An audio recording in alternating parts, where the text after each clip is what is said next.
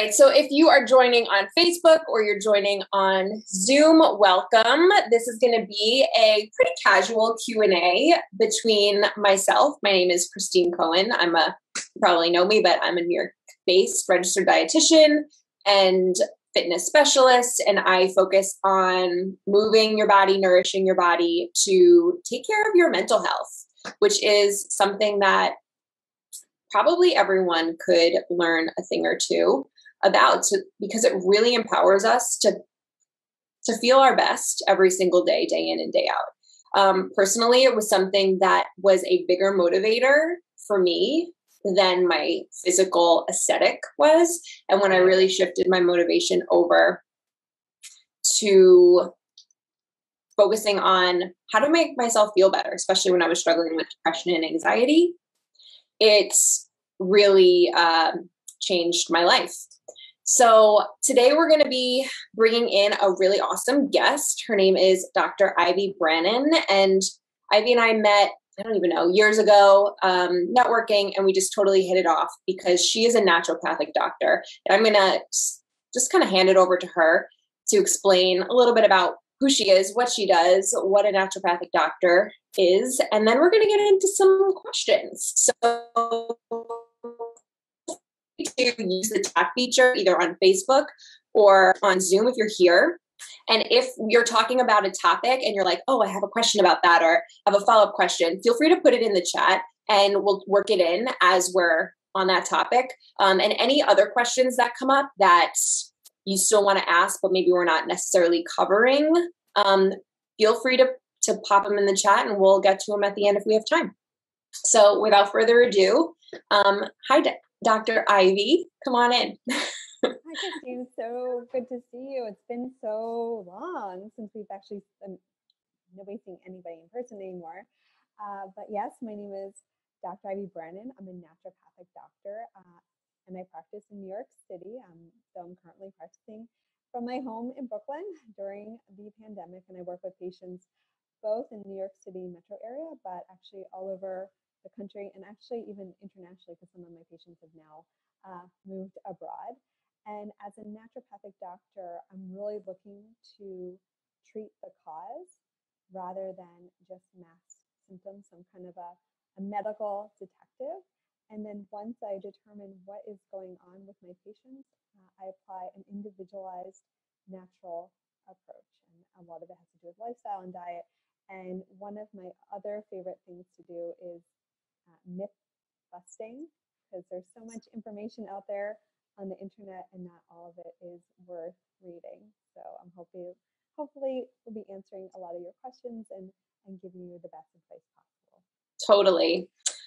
Before we begin, just technologically wise, is there a way that we can increase your audio? They're saying it's a little quiet. Oh, maybe this is the thing. Should I, let me try out the headset. Yeah, let's give it a try. Is that better, everyone? I think it's better for me. Okay, good. Yes. Okay, great. I cannot figure out you think you get a new computer and you get better technology, but apparently not. I know, it's literally makes me want to pull my hair out. Okay, so this is going to be a great talk. So we have a line of questions, and I'm sorry, I don't know how to turn off the doorbell as people come in. Otherwise, I would totally do it. Again, technology. So the first question I'm going to just lead us off with is from one of our Warrior team members, Suvan. And her question is, how are cravings linked to nutritional needs? Like if we're craving chocolate, or if we're craving meat, or if we're craving like something acidic, or even if we're craving like creamy foods or textures, how is that related to our actual nutritional needs? Does that mean we're missing something? Sure, absolutely. And I mean, as far as like research showing cravings signaling actually having different deficiencies, there isn't so much supporting that as far as, except for in rare things like something called pica, where people crave like cement and these things that you wouldn't normally think you would want to eat. And that's actually a sign of iron deficiency. And also if you are craving salt, it could actually be a result of a sodium deficiency, but our cravings definitely do say a lot and indicate some of the things that could be going on in our body. So, like, first, if we're thinking about like some of the classic cravings that women experience, at the latter part of our cycle, a lot of this actually has to do with serotonin imbalances and how our hormones, specifically a decrease in hormones, actually can cause an imbalance in our serotonin. And that's why we crave things like uh, chocolate. Chocolate, both from boosting serotonin, but also boosting dopamine. Well, I actually wrote an article, it's on my website, and I talk a little bit about kind of like ending like the vicious cycle around like emotional eating. And a big part of it actually has to do with neurotransmitter regulation of why we crave some of these foods, specifically carbohydrate rich foods. Actually having carbohydrates before bed actually increases serotonin levels and can actually reduce cravings for carbohydrates later. Another thing we also think about when it comes to cravings is stress and anxiety. And whenever we're having cortisol pumping through our veins, that is going to be resulting in some blood sugar imbalances, and that's also going to kind of ignite our cravings. Also, our adrenals, they use a lot during times of stress, and that's like another reason also for kind of like salty, crunchy, carbohydrate, quick energy type foods. So there's definitely a connection. And then the other thing, which I find is a little bit fascinating, also kind of like related to the menstrual cycle, um, blood building foods. So some women do find themselves, well, not only craving them, but obviously also benefiting from them. So meats and beets and greens.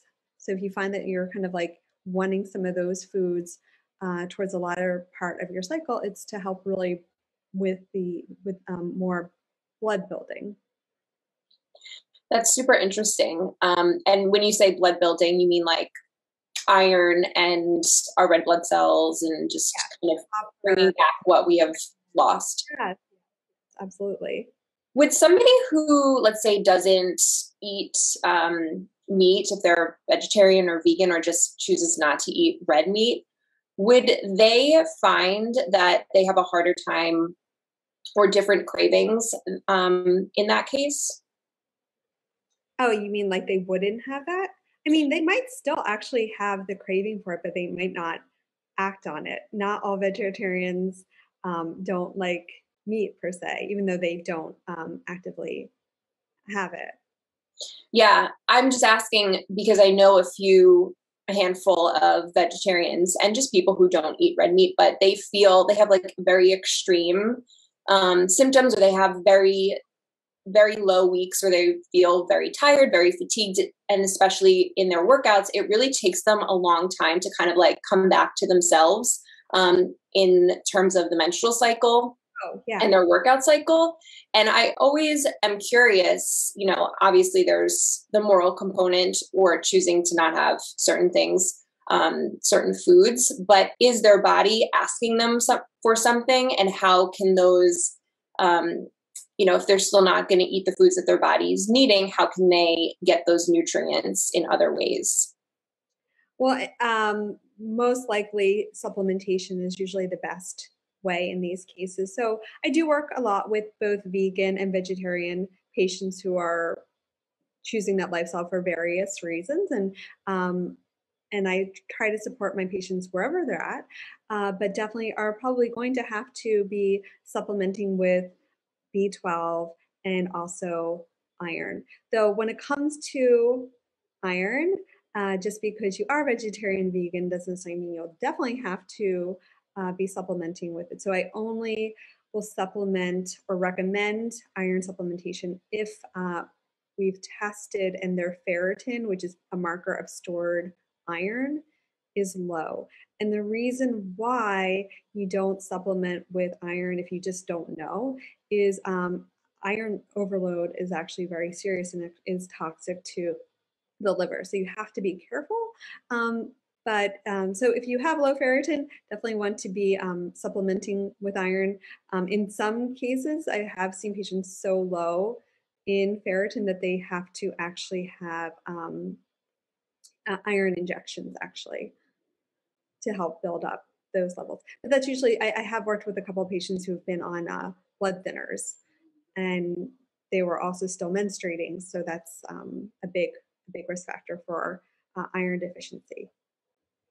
I think we can all relate to having cravings for things at some time in our, whether we have a menstrual cycle or not. And I know that I crave chocolate, and it's like the reminder. It's like the alarm bell. I'm like, oh yeah, it's that time. But I definitely also notice that I crave sometimes like very acidic things, like even as far as to say like vinegar, or even fruits, or certain like certain textures or certain flavors. And that's a really good thing to know about. Sometimes it can be a nutrient in, intended deficiency, or not deficiency, but need. Another thing also about specifically like bitter foods and sour foods that also really ties into digestion. So maybe your body's kind of telling you that it needs a little bit of digestive support, and so that's another possibility of why you might be craving those specific foods. And then another big thing also when it comes to cravings, memory. So we might have certain attachments to certain types of foods or flavors, and if we have certain triggers per se, that could also set off a craving. So it's not always necessarily a nutritional or physiological need, but there can be some sort of association with a certain food or certain taste, flavor.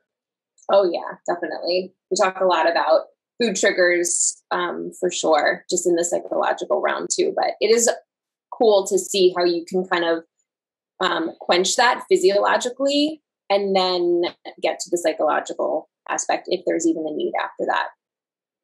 All right. So remember, you guys can continue to just put things in the chat if you find something super interesting, or if you have a further question about it, or if you think of a question based on the topic, please feel free to pop it in the chat and we will do our best to get to it. All right. So I'm going to go into our next question, and this could be a big one, but Mary Lou asked this question, and she was curious, how do our nutrition needs change throughout the decades of our life, from our 20s and 30s to 40s and 50s, and then 60s plus? So I'd say that there's a lot of variability with that, because it's not just about age per se, but also what you're doing at each of these age groups and what kind of person you are. So definitely individuals who are much more active are going to have very different nutritional needs for those that are less active. And so like one of the things I think that often there's a myth around metabolism and aging, and that there's like this idea that once you hit a certain age, forget it, your metabolism, it's over. But the bigger factor isn't so much the age. Actually, age plays, like, I forget what the exact numbers are, but the amount that age actually slows down metabolism is actually, it's not insignificant, but it's not playing so much as one of the things that happens when we age is that we become less active, either because of circumstances. I mean, thinking about some of us, maybe when we were in grade school and high school and even college, we were playing different sports, we were very active, we were doing, and then what happens, but we transition to the workforce and we work at a cubicle for 8 hours and we just sit, we get into our car and do more sitting, we get home and we sit on the couch. So definitely the amount of nutrition, specifically when we're thinking about energy, so caloric intake is definitely going to be changing. And of course, again, if we are the nutritional needs of an athlete is definitely going to be a bit different. But other big factors specifically for women, our menstrual cycle definitely also is really going to be determining our needs. And then a lack of a menstrual cycle is also going to be determining our needs. So again, if we're thinking about this whole idea around iron, for example. Iron is definitely much more important for women of reproductive age versus, not that women in their who are postmenopausal don't need iron, but their requirements are going to be a bit less. And that's even why when you see how different multivitamins, for example, vary within different age categories, because there is definitely some variation based on reproductive. And then the other is women when they're pregnant or wanting to get pregnant, and then during lactation, also are going to have a different nutrient needs. Are there any foods that you would say somebody who's, just average 20s, 30s would want to eat, and then how that differs like when they're pregnant, and then how that differs when they're in menopause? Well, I mean, yeah, I mean, there's definitely different variations for sure in eating. I'm trying to think of like, I would say like, as far as, the basic principles of a healthy diet, of eating lots of fresh fruits and vegetables, making sure that you're having adequate protein, depending on, so for the most part, I'd say women of all age groups should be having carbohydrate. The whole idea around, so there are certain cases where I might recommend a ketogenic diet, for example, but for the most part, most women, specifically menstruating women, will need some carbohydrate. Definitely the nutritional needs will be a little bit different, specifically as we are aging, specifically because we don't have estrogen and progesterone so much on our side, and having elevated cortisol. So these are definitely other factors, specifically after menopause, because our progesterone and estrogen kind of help keep us like lean a bit, and we don't have like the same power post-menopause. So that's another big thing to consider. So that kind of brings us into the topic of metabolism and the hormones that impact our metabolism, which is basically our ability to create energy, our ability for our body to use the energy that we're consuming to fuel it, to do just the basic functions, and then whatever we're choosing to do during the day, whether that's how sedentary we are, how active we are, what sports we're playing, etc. And when we say hormones that affect metabolism and also weight as kind of a byproduct, we're kind of talking about all the hormones, right? And that ranges from our adrenal hormones, which is like cortisol and adrenaline, to our thyroid hormones, to our sex hormones, which vary throughout our lives and then totally change at a certain point. And then you also have like hormones like insulin and things like that that are going to help us process blood sugar. So in and of itself, all of our hormones play a role in metabolism, how we feel and how energized we are. And, down the line, the ability to, how we lose weight or how we gain weight. So let's dive into metabolism, because it's kind of it's a big topic, and there's so much misinformation. There's so much confusing information when we get into this topic. So when it comes to, our metabolism, what are the things that we can do to really help support our metabolism? And let's talk about some myths when it comes to foods or supplements that could boost our metabolism. Right. And I think where one of the difficulties around metabolism is often we don't get so concerned about metabolism until we go on a diet, or we're thinking about going on a diet, or we're wanting to lose weight. And one of the unfortunate realities is our bodies don't want to lose weight. It's scary for our bodies. It does, like, our bodies like gaining weight because that's protective, and like the idea of storing in case something bad happens, like you're stuck in the jungle and there's no more food. So we weren't really developed. Our bodies really do not like losing weight. And so our bodies will do anything and everything to prevent us from losing weight if it suspects that we are starving. And even when we don't think we're really starving, our bodies get freaked out. And that's one of the difficulties and one of the big challenges when it comes to weight loss. And basically what is happening is once we start reducing the amount of calories that our body expects that it's going to be getting, it might be okay with that for a little bit, but then it starts setting off the alarms. And one of the big things that happens is, and Christine just started talking about it, so thyroid. One of the things that our thyroid will do, which is basically what's governing metabolism. So you have two types. Well, actually, I'm going to talk about a third. Two major types of thyroid hormone. One is T4, which has more the potential to be active, but it's not so active. And then you have T3, which is the very active form of our thyroid hormone. And so T4 readily becomes T3 under normal circumstances.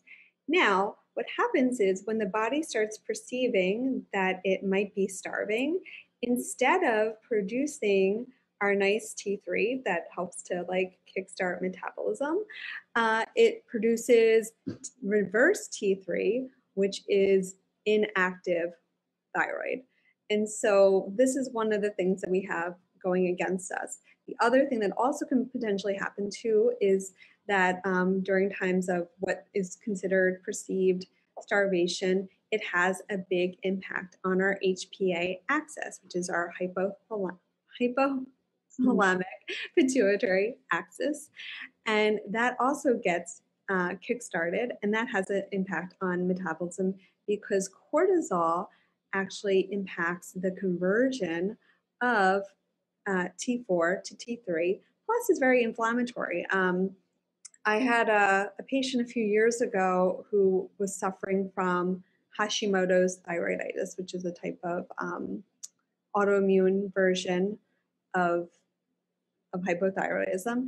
And though she had normal thyroid levels on her thyroid medication, she wasn't losing weight. And she did all the right things, was exercising, eating right, but she was at least about 20 to 30 pounds overweight, unfortunately.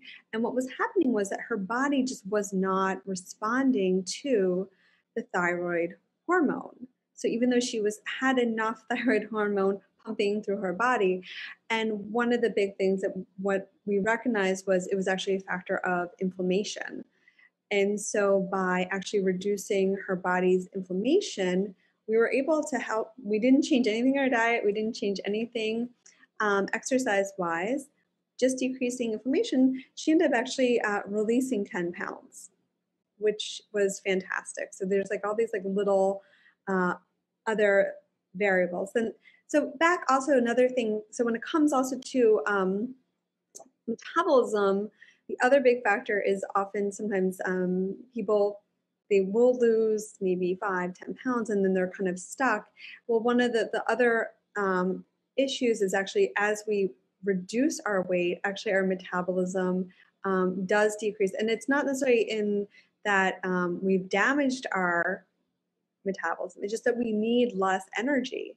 Somebody who is 200 pounds is going to have different nutrient requirements than say somebody who is only 100 pounds. But if the 100-pound individual, maybe they were 200 pounds many years ago, if they were still consuming the same type of diet that they were at the 200, it's not going to work very well because there's a different, they have a different metabolism at that point. Then the other kind of things that people can also do, which I mean is very kind of common with any sort of like weight loss regime, is exercise. So exercise is really important part of maintaining metabolism during. And that's more would you say more of the strength training to build muscle to increase the body's natural metabolism level? Exactly. Yeah. Because basically muscle is definitely much more, I guess, like metabolically favorable. Other interesting things, do people in this, if I said, well, I'll just say fat cells or adipose cells. So adipose or fat cells is our fat cells. And they're not so metabolically useful, but there's another type of adipose tissue or adipose cells, which are brown adipose. Why are they brown? Because they have mitochondria. And what are mitochondria? But these are basically the energy producing parts of our cells. So these are actually fat cells that do have metabolic significance. Most animals, like mice, actually most of their fat cells are brown adipose, and a big part is like to keep them warm. So one kind of strange thing, and actually science has supported this, is actually allowing yourself to be more cold is more metabolically favorable because it can help with an increase in brown adipose tissue. Then the other kind of strange thing is that that's super interesting. Yeah, and then actually lean individuals is a way to keep them warmer. They also tend to have more of their adipose is brown because they need a little bit more energy from their fat cells to keep them warm versus having more because they don't have as many fat cells. It's kind of strange. That's super interesting. So just going back to your client, the one who had the Hashimoto's thyroiditis, and even it's true that we can get our thyroid labs tested, and they may come back in the standards within normal limits, and it kind of leaves us with a bigger question because we may know like something's off. I'm not responding the way that I normally do. I don't feel the way I normally do, but our lab levels are coming back normal. Christina asked, is reverse T3 testable? Yes, it is. You can get that as a separate, as a test in your thyroid panel. So you always have to ask for it. You have to ask for it, yeah. And the doctor might fight you on it, but it's so valuable because you can kind of see like, it's almost like your thyroid is working, but it's like leaking out the back, and that it's just like escaping and you don't realize it until you get that test. And then that can answer some questions for you. And then from there, you can follow a protocol that might just with some simple nutrient changes in your diet, allow you to have that switch back into producing T3, which would have your thyroid like back in business, so to speak. And just like on the topic, I want to go back to inflammation. I don't want to forget that. But on the topic of foods that can support your metabolism, and maybe it's not in the way that someone would think like, oh, if I eat this, it's going to boost my metabolism. And like, if I take this supplement, it's going to, my metabolism is going to go through the roof and I'm going to be able to, that's not really the case. When we're talking about legal substances anyway. But there are certainly foods and nutrients that we need to consume on a regular basis because these reactions run on the vitamins and the minerals that are in the foods and the supplements that we eat. And it's common that somebody who is consuming like a standard American diet and eating more processed foods or eating even foods that may seem healthy, but are made from like they have vitamins and minerals added to it, and our body just does not process it the same way. So we can actually be like nutrient deficient or just we're not getting the adequate nutrients through our diet and still present as like, overweight, if you will, or obese, if you will. And so you may be consuming a lot of calories, but nutriently, you are deficient and you're missing out on some things, that is robbing your body of the ability to just like do the basic metabolic functioning, or, you know, balance our hormones, or keep us in, you know, good spirits, because we're getting all of the hormones that we need to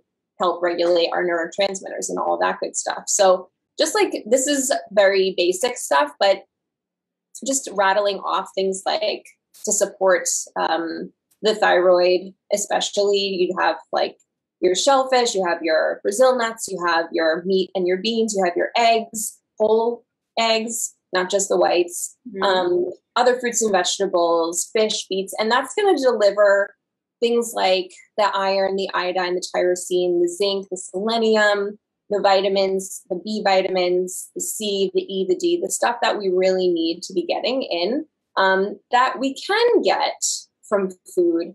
But I'm curious to hear Dr. Ivy's perspective on supplementation and where that falls into reality these days with the, I guess, like deficiency of nutrients in our food supply, even if it's fresh fruits and vegetables. But let me just check the questions really quick. Okay. So you mentioned that your client was struggling with inflammation, and the way that you worked with her to release some weight was to reduce that inflammation. So one, how did you know she was struggling with inflammation? And two, what did you guys do to help? Sure. I mean, well, she tested positive for some inflammatory markers, specifically CRP. And so it made sense, definitely in that case. And basically what I did was I did do a combination of curcumin, which I think a lot of people know. On her, I'd have to actually check my notes, but I know I definitely used, I like Mariva, which is basically, it's curcumin connected to a phospholipid. It makes it more bioavailable. There's some other curcumin type products too because like that's another big thing, is like really thinking about how bioavailable and also what I want to do with it. And I dosed it quite high. So that's always something you always have to consider whenever you're buying supplements, is the quality, what is the form, and what is the dosage. Awesome.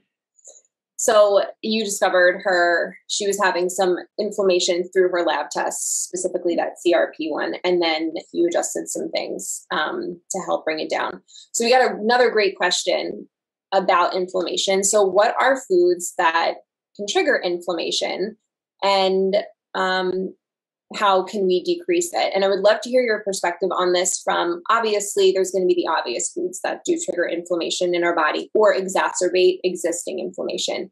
But how do, let's say, traditional whole foods, if we have something going on within ourselves, whether it's a sensitivity, how can those, what we would think of as whole or healthy foods, still trigger inflammation in our body? Like, for instance, if someone has a sensitivity to gluten or dairy or corn or eggs or soy or nuts, like the inflammatory foods that may be healthy, we can talk about nightshades, like kind of going from those two perspectives. So like, let's do the foods that you would expect to be inflammatory, and then we'll do the foods that are unexpectedly inflammatory.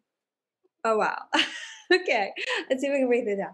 So I have to say that overall, to qualify or like say that one food is like universally inflammatory would be a little bit misleading. So it's very much patient or person specific, though there are definitely some principles or some things to be aware of when it comes to inflammation. So again, I mean, there's definitely like the classic foods that are more likely to be inflammatory. And again, not everybody does have this kind of reaction. So you already mentioned, so in some so the top ones that we find can often be inflammatory, but again, not for necessarily every single individual.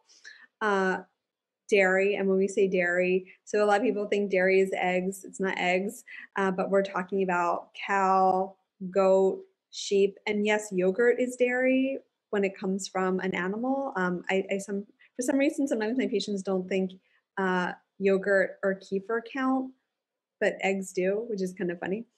But a lot of people do have inflammatory reactions when it comes to animal dairy, gluten. Corn comes up a lot in my practice. Eggs comes up a lot. You also mentioned nightshade. So these are soy often, but again, this is definitely not universal. And there's definitely different ways that if you think that food sensitivities or allergies could be impacting your metabolism or any other kind of symptom that you're experiencing, I either recommend my patients to do IgG, not IgE. They're two different types of allergy testing. IgG is much more a robust test for ruling out food allergies and sensitivities. So an IgE, because it's a different type of reaction. So an IgE, so I have an IgE allergy related to shellfish. So if I have shellfish, it causes my throat to close up and I could potentially die. Versus somebody who has an IgG reaction, say for example, to corn, they might have something, they might eat some and they don't notice anything. And then maybe within, depending on how much they've had in their window, maybe like in a few hours, they're not feeling so well. Maybe they're having a headache. Maybe they're having like a postnasal drip or their GI, whether it's constipation, diarrhea, maybe they get a flare in acne. So it's a little bit of a different reaction. So IgG testing can help to determine those types of sensitivities. Another way of determining these sensitivities is what we call a food elimination challenge.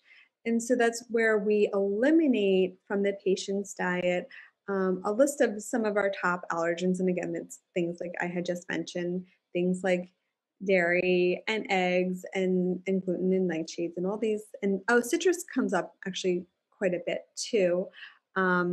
So basically eliminating those foods for a period of time and then bringing them in at like what we consider relatively high dosages. So meaning that having a substantial quantity at each meal, so like 3 times a day, and then determining whether or not they are symptomatic. And we actually will wait anywhere from 2 to 3 days between each food because sometimes it can be that delayed with your reaction. Now, another thing, kind of thinking, well, what is something that could be actually more universally inflammatory? And that's really when we're thinking about omega-3 fatty acids versus omega-6 fatty acids.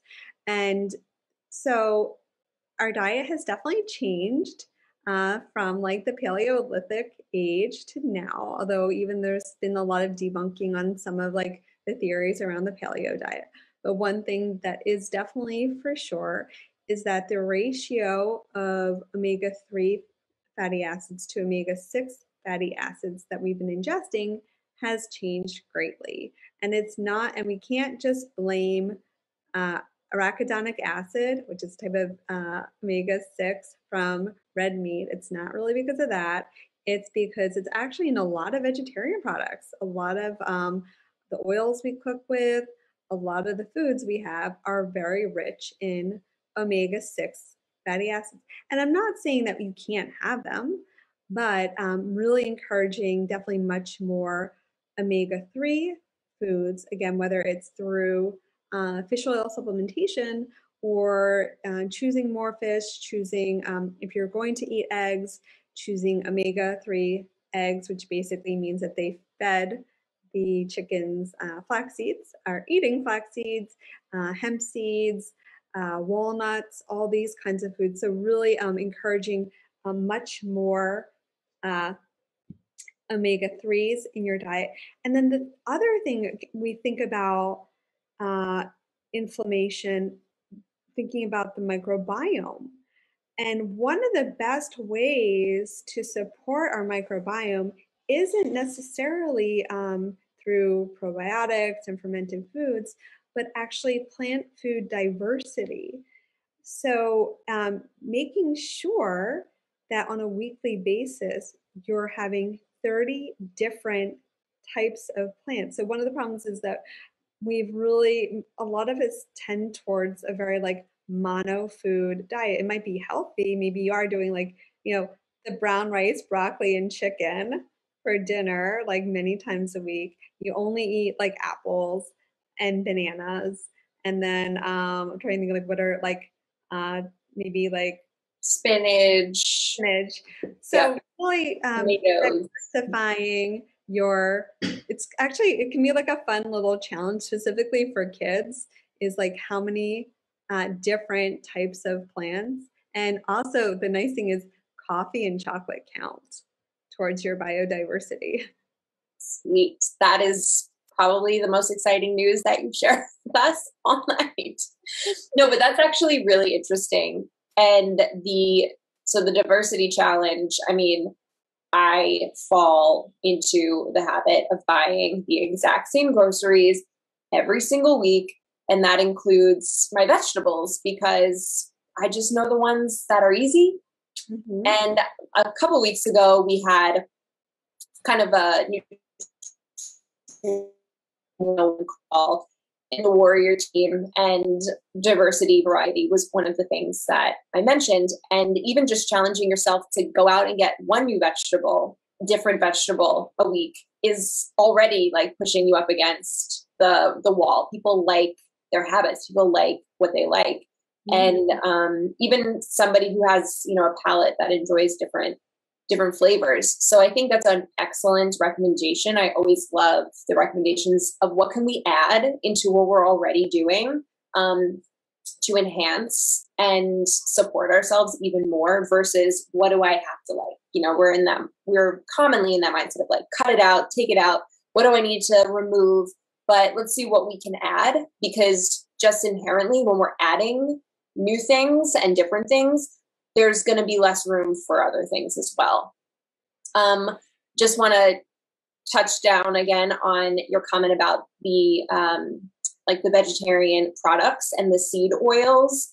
I think those can probably fall under a category, if there's going to be one, of foods that tend to lead us towards more inflammation. Those are things like the canola oil, safflower oil, sunflower oil, palm oil, obviously hydrogenated oils. But these things are everywhere and you wouldn't even expect them to be there. But these seed oils are certainly things that if you can find a substitute, do it.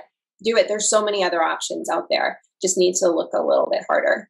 In general, really just reduce your consumption of processed foods. Even if it says it's organic, raw, beautiful food, whatever, you're also just doing the planet a favor too, because you're also cutting down on packaging. You're also limiting the amount of plastics that you're coming in contact with. So as much as, and also it's very wallet friendly. The more that you make yourself, you just get back tremendously. And then you don't even have to worry about, well, what am I eating? You already know, like an apple looks like an apple. Blueberries look like blueberries. Definitely. Okay. So let's just check the chat. Okay, great. So we're going to be here hanging out for about 15 more minutes. You guys are awesome. The next question I want to ask is, let's see. Okay, this is great because we kind of did touch on it briefly just before. So when it comes to getting better sleep, which I'll put myself in the category, we all need, and it really is right up there in taking care of our optimal health. Like if we're not getting great sleep, if we're having trouble falling asleep, staying asleep, if we don't feel rested when we wake up, those are signals and signs that something is off within our system. And it's not necessarily psychological, and there's absolutely some things that we can do about it and find out more. But just like on average, what are some tips that you can share about either some foods that we can include, and also some food habits that can support us getting better sleep? Yeah, I think actually it probably falls more under the food habit category. And I kind of like to say that like our bodies really just want predictability and keep things really boring. And they really like a schedule. And so kind of like framing that, really making sure that we do have some sort of meal schedule or meal plan in general. And I'll get a little bit more specific on some of the ways to utilize that specifically for sleep. But because one of the interesting things is there's a I travel. I used to travel a lot, not traveling up so much anymore. And I used to do a lot of international travel. And it's called the Argon protocol, and basically it's a protocol of preventing jet lag. And this isn't some kind of weird like naturopathic alternative medicine protocol. This is actually was like developed by, I think it was like the military or something like that. And it's actually a way of preventing jet lag by manipulating meal times. So it really, because so I mean, we have, obviously the circadian rhythm, which is very much one of the influencers of our circadian rhythm is daylight and night. But other ways that we can also influence it actually is with meal times. So whenever possible, I mean, we sometimes will talk a little bit about like from a sleep hygiene perspective, having like a set bedtime and wake time, but also having a little bit of a structure around meals. Then the other thing, if we're thinking about specifically with meal planning, so what are some like the big things that affect our sleep?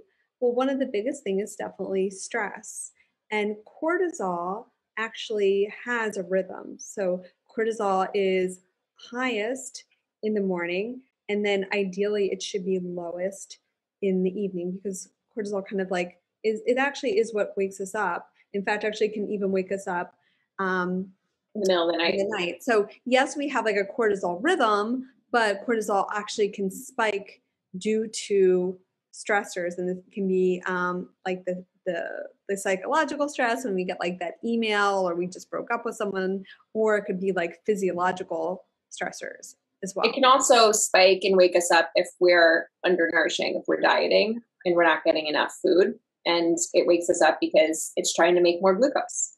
Right. Yeah. I mean, so it's like all these kinds of things. So one of like, if we're thinking about how to eat to support our adrenal glands and our cortisol rhythm, so some of the basic principles are so breakfast, or often I'll just say first meal, because everyone is different depending on what they're doing. Our first meal really should be very protein rich. It can have some carbohydrate, but more of a protein heavy focused type of breakfast with some vegetables. So not a bagel, not a muffin. I mean, you can have those like, if you're on vacation, like eat whatever you want if you don't care about how you're sleeping and stress, but really having a protein forward breakfast. And then actually as the day progresses, you can actually kind of start reducing the amount of protein and actually start increasing the carbohydrate. I'm not saying that your evening meal should be like a huge amount of pasta, but actually having carbohydrate for your evening meal is beneficial, because it's actually the carbohydrate which is going to help support tryptophan. Tryptophan is precursor for serotonin, and serotonin is also linked to melatonin. So definitely want to make sure that we're supporting our tryptophan. Also thinking too with the evening meal, having it a bit lighter. You don't want it so heavy. Also, because I'm thinking about foods that could potentially having very fatty foods, spicy foods. So anything that's also going to trigger that's going to be hard on our digestion. So everyone has acid reflux potential. I don't actually even consider acid reflux a disease at all. We all have the potential of getting it from time to time. And that can really impact sleep. So making sure again that you're staying away from foods that are going to be too hard to digest. It should be kind of a little bit, I think, and also staying away from things like alcohol, specifically alcohol later in the day. And you might think like a nightcap is a really good idea, but actually it can even cause cortisol spikes later. That's why sometimes when somebody has a few drinks, yeah, maybe they nod off, and then they find themselves like waking up at like 3 a.m., 5 a.m. or earlier.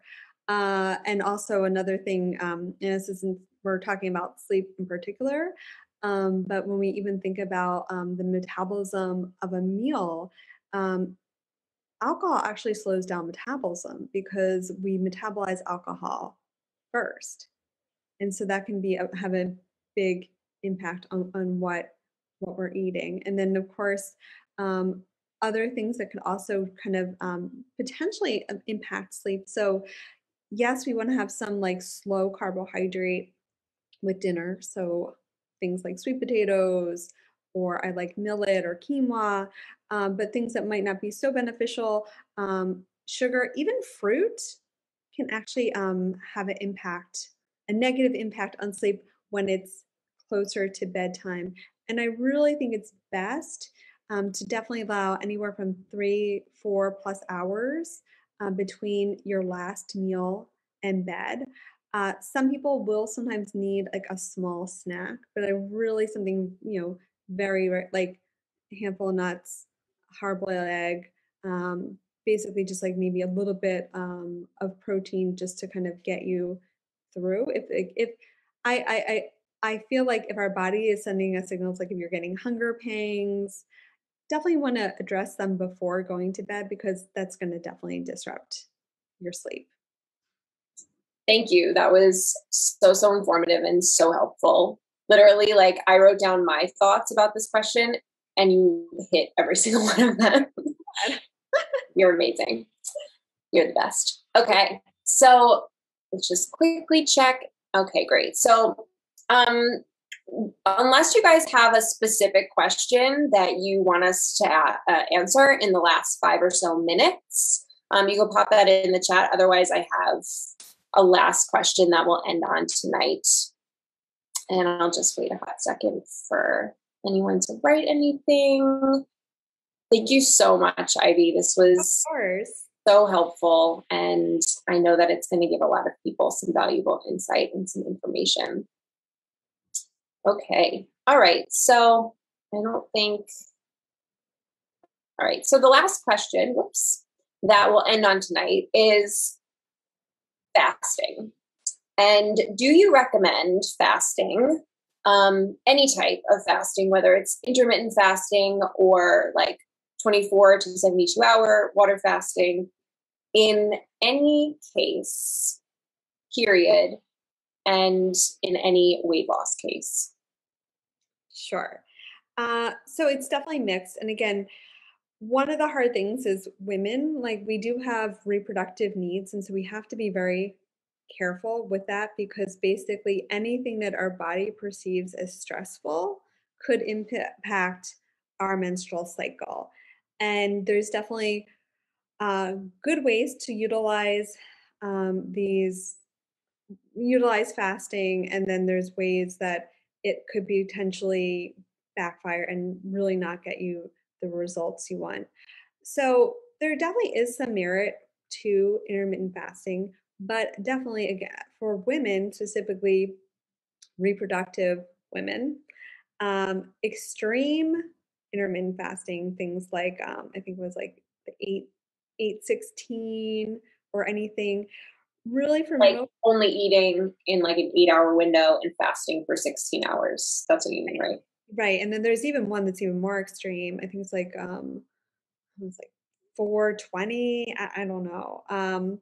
So for women, I really would say that's not going to be your best strategy for anything. when it comes to both like weight loss, and then I have seen it in my practice, really messing up with the menstrual cycle, and actually even causing skin issues. Because if we think about acne, for example, one of the big drivers for acne is stress.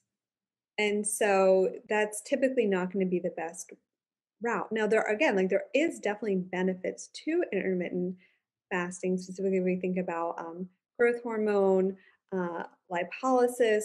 So, really, a better strategy for any woman who was considering this. I usually would steer at the most 14 hours, and most women um, can get results with like a 12-hour. And what does that even look like? I mean, basically finishing dinner at 10 and having breakfast dinner at 7 and breakfast at 10. And so it doesn't have to be so extreme. I mean, you're basically doing your fast during sleep. And there can be even some metabolic benefits. But for women really going beyond that window, the negatives definitely outweigh the positives. Uh, so when it comes to an actual like day-long fast, so first of all, I mean, if you did a day-long fast, if that's like a weight loss, it's not going to really be that beneficial necessarily for like a weight loss strategy. I do, so I work a lot with SIBO, small intestinal bacterial overgrowth. I have different approaches to when I'm treating SIBO. And one of the ones that I do does actually involve a water fast of 1 day just for preparation. But as far as, as for a weight loss goal, or I really don't really see, there's really not that much of a benefit to, I mean, there's probably some people that would view this and they would probably chime in and have different opinions on on the benefits of doing a water fast. But I really haven't really found it specifically for most of the conditions that I work with. Great. Okay. So you're going to fast, keep it 12-hour window, which is basically like a normal day of eating. That's why they call it break. That's why it's called break fast. It's breakfast. Oh yeah. All right. Well, thank you so much for your time and for your valuable knowledge. This is recorded and we will be sharing it and also posting it so you guys can come back and watch it later. So please feel free to share this when you see it pop up in your feeds. It really would support Ivy and I in our businesses. And we really look forward to doing something like this every month. So we want to kind of tailor in or focus in some of the future talks on certain topics. So anything that we talked about tonight, we can go into further detail in, and other topics as they come. So we can give you more information on something that's a little bit more focused down on. And on that note, I will say thank you to everyone and have a great night. Thank you. This is fun. Yeah, it was. Bye, everybody. Thank you.